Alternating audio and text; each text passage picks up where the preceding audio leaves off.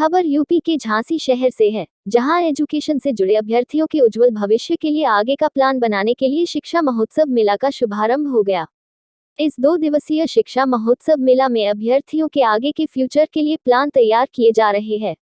शनिवार को शिक्षा महोत्सव संस्था के निदेशक रविंद्र साहू और समन्वयक संध्या राठौर के नेतृत्व में एक होटल में 2 दिवसीय शिक्षा महोत्सव मेले का आयोजन किया गया, जिसका शुभारंभ मुख्य अतिथि शिक्षक विधायक बाबूलाल तिवारी ने दीप प्रज्वलित कर किया। इस दौरान अतिथियों में अशोक राठौर, शिक्षक नेता हरभजन साहू, विजय साहू, दिनेश भार्गव, राशि साहू, अनिल पाठक उपस्थित रहे। इस दौरान महोत्सव मेला आयोजक ने जानकारी देते हुए बताया कि एजुकेशन से जुड़े सभी छात्र छात्राओं के लिए, जो वर्ष 2023 में इंटर या ग्रेजुएशन कंप्लीट कर चुके हैं, उनके भविष्य को संवारने का उनके पास अच्छा मौका है। यह महोत्सव मेला 17 और 18 जून को सुबह 10 से 5 बजे तक लगेगा। इस मेले में देश के 42 यूनिवर्सिटी के एक्सपर्ट आए हुए हैं, जो अभ्यर्थियों को उनके आगे का करियर कैसे बनाना है, इसका प्लान समझा रहे हैं। उन्होंने कहा कि यह मेला बुंदेलखंड में पहली बार आयोजित हुआ है और इससे हमारे बुंदेलखंड के अभ्यर्थियों को उज्जवल भविष्य बनाने में काफी सहायता मिलेगी। झांसी से दीप न्यूज के लिए दीपक चंदेल की रिपोर्ट। यहाँ पूरे देश से यूनिवर्सिटी आई हुई हैं और यहाँ विद्यार्थियों को कन्विंस करती हैं और उनको जो है लोगों को ये बताने का काम होता है कि भाई हमारे यहाँ अमुक अमुक कोर्स हैं, जो कोर्स झांसी में अवेलेबल नहीं है वो लोग उन बच्चों को कोर्स उपलब्ध कराते हैं और काउंसलिंग करते हैं।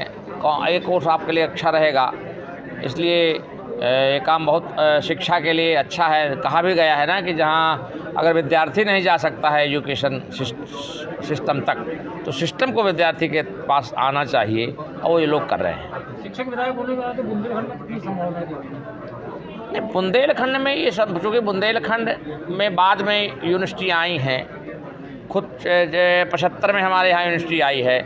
इसके बाद से अभी not single university in Bundelkhand privatise नहीं है, प्राइवेट में एक भी यूनिवर्सिटी नहीं है।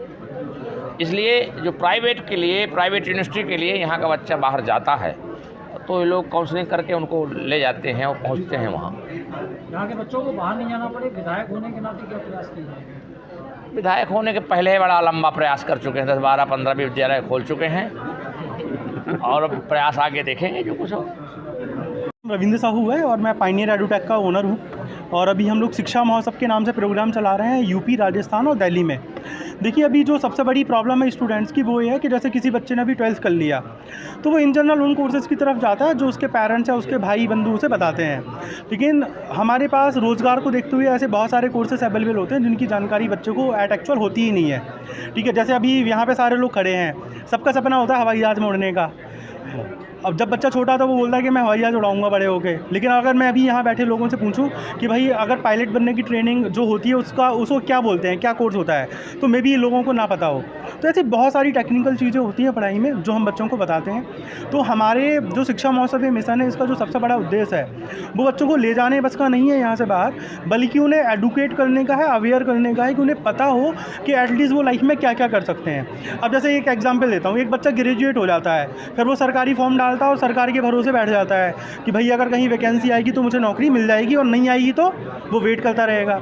लेकिन अब जब वो शिक्षा महोत्सव में आता है तो हम उसे ऐसे स्किल्ड कोर्सेज़ के बारे में बता देते हैं, ऐसे टेक्निकल कोर्सेज़ के बारे में बता देते हैं जहाँ से 1-2 साल की पढ़ाई करने के बाद ही उन्हें बहुत अच्छी जॉब प्राइवेट सेक्टर में भी मिल जाती है। कितनी यूनिवर्सिटीज़ आई हैं? यहाँ पे अभी करीब 12-13 यूनिवर्सिटीज़ से लोग आए हैं, करीब 40-42 लोग आए हैं पूरे देश से, अलग अलग राज्यों से, गुजरात से लेके हरियाणा, दिल्ली, यूपी, हर जगह से यहाँ पे करियर एक्सपर्ट्स आए हैं। और इंजीनियरिंग, मेडिकल, फार्मेसी, स्किल्ड जितने भी कोर्सेज होते हैं जिनसे इंस्टेंट जॉब बच्चों को मिलती है, उन सारे कोर्सेज के बारे में यहाँ पे डिटेल में डिस्कशन हो रहा है और जानकारी लोगों को दी जा रही है।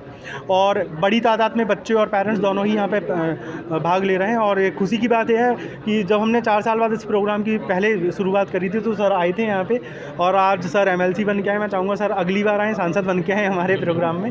हमारी सर को शुभकामनाएँ हैं। और झांसी के बच्चों को और माँ बाप को मैं बोलना चाहूँगा, रिक्वेस्ट करना चाहूँगा कि देखो भाई, आप लाइफ में बहुत आगे जा सकते हो, लेकिन आप जा तभी पाओगे जब आपको रास्ते पता हों, और आपको ज़िंदगी में रास्ते कहाँ कहाँ हैं, कैसे कैसे हैं, उन रास्तों के बारे में आपको पता चले सके, उन रास्तों को बताने के लिए शिक्षा महोत्सव का आयोजन किया जा रहा है। तो अभी शिक्षा महोत्सव का आयोजन अभी 17 और 18 जून 2 दिन चल रहा है। तो जो बच्चे आज नहीं आ पाए वो लोग कल भी आ सकते हैं, आप लोगों की चैनल के माध्यम से उन्हें जानकारी मिलेगी।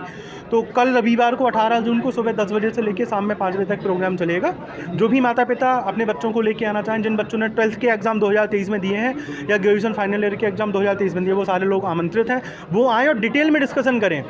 वो एडमिशन कहीं पे भी लें, कहीं पे भी पढ़ें, लेकिन वो जानकारी ज़रूर लें, रास्ता ज़रूर लें। 1 मिनट का समय लेते हुए मैं आपको एक एग्जाम्पल बताता हूँ।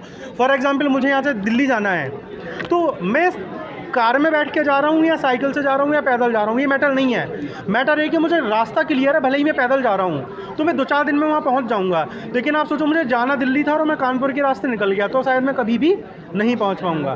तो बच्चों को सही डायरेक्शन मिल जाए, सही रास्ते मिल जाए, उसके लिए शिक्षा महोत्सव का आयोजन हो रहा है। झांसी के सभी बच्चों और आसपास के बच्चों से निवेदन है कि वो लोग यहाँ पे आएँ और ज़्यादा से ज़्यादा इस चीज़ का लाभ लें।